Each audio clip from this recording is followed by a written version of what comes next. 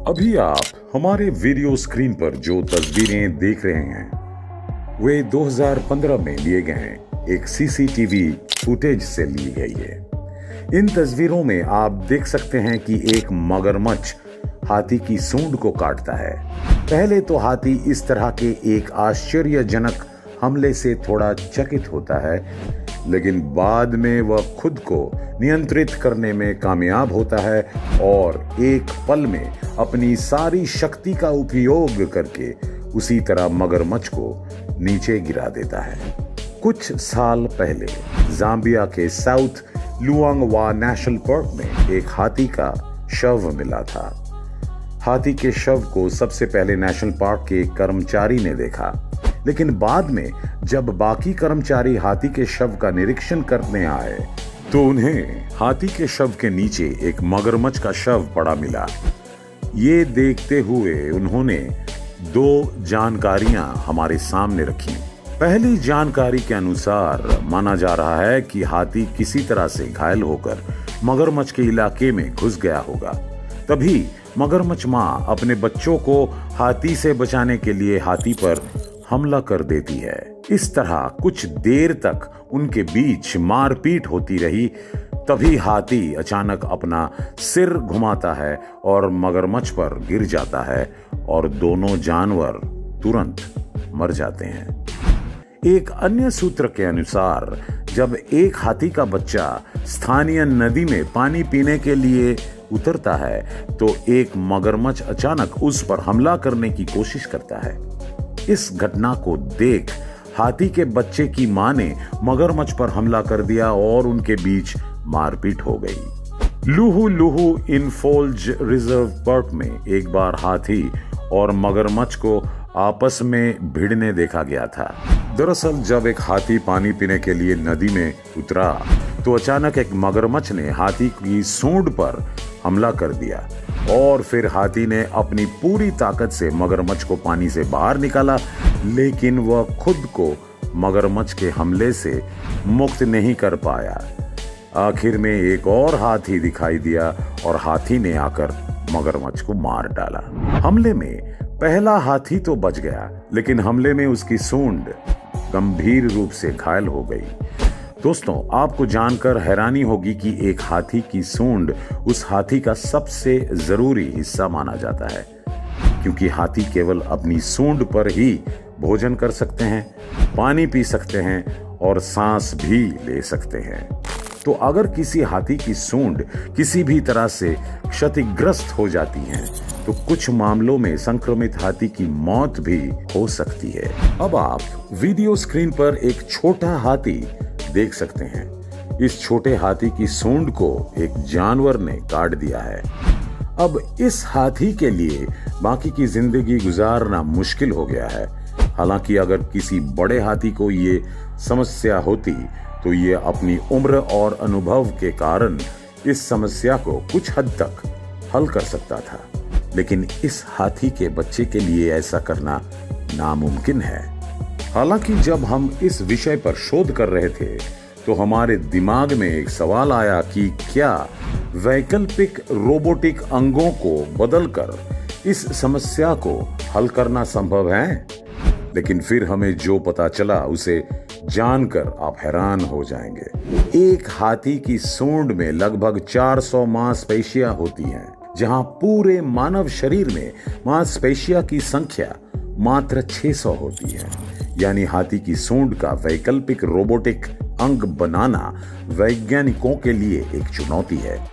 हालांकि अब हाथी को वैकल्पिक पैर बदलना संभव है, लेकिन उस वैकल्पिक पैर का वजन 33 पाउंड के करीब है। इसलिए ये मान लेना आसान है कि भविष्य में हाथी की सूंड का विकल्प खोजा जा सकता है, लेकिन इसका वजन बहुत अधिक होगा और ये एक चुनौती होगी।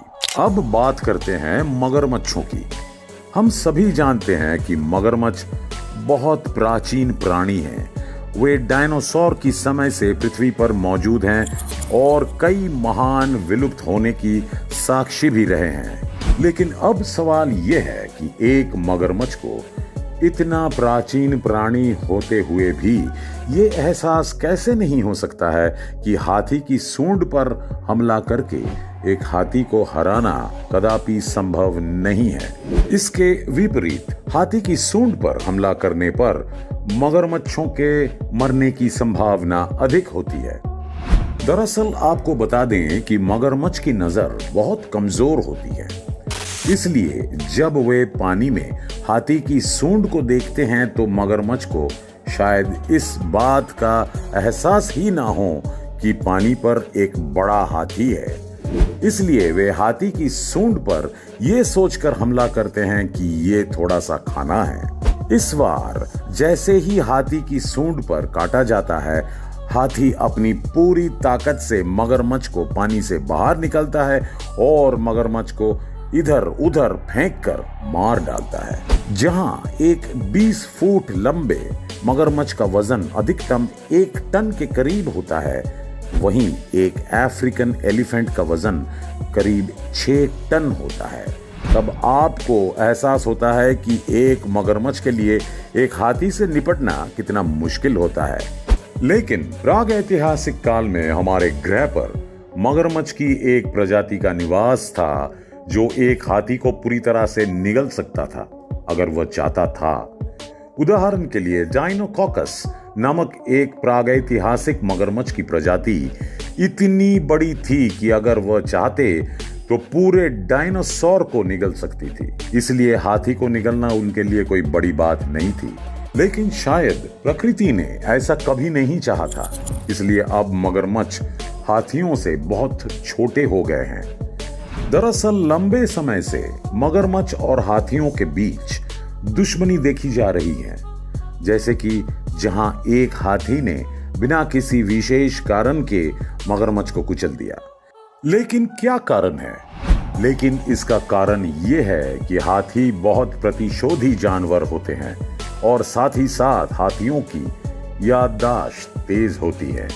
और इसलिए आपको यहाँ ये बताना अच्छा होगा कि एक बार हाथियों के एक समूह ने बिना किसी कारण उगांडा के एक विशाल गांव को तबाह कर दिया था।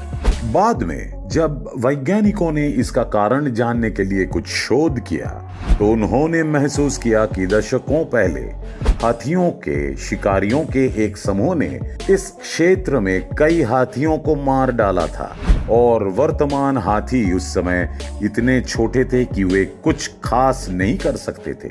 उन्होंने बस अपनी आंखों के सामने अपने दस्तावेज साथियों की हत्या देखी और इसलिए इतने सालों बाद उन्होंने लोगों से अपने बचपन का बदला लिया था। तो सोचिए हाथी कितना प्रतिशोधी होता है।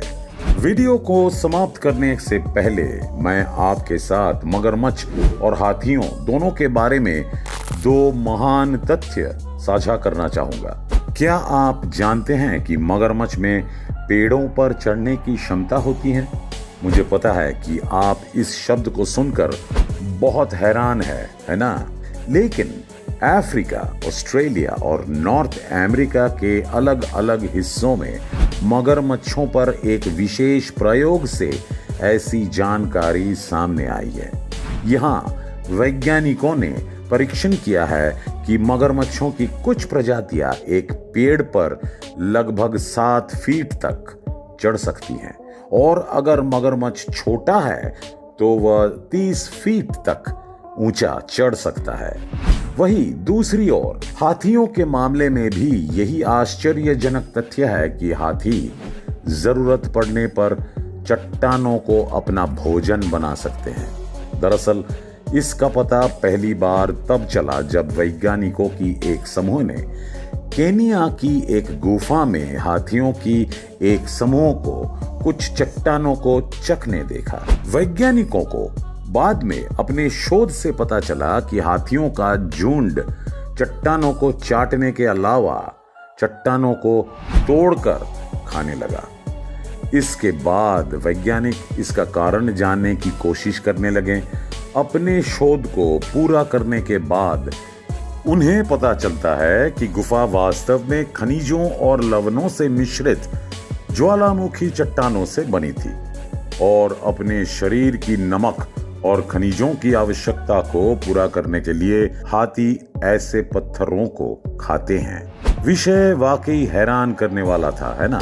तो दोस्तों, आज का वीडियो बस इतना ही। आपको आज का वीडियो कैसा लगा हमें कमेंट बॉक्स में कमेंट करके बताना ना भूलिए। और अगर वीडियो पसंद आए तो वीडियो को लाइक करें और अपने दोस्तों और परिवारों के साथ शेयर करें। मिलते हैं अगले वीडियो में। नमस्कार।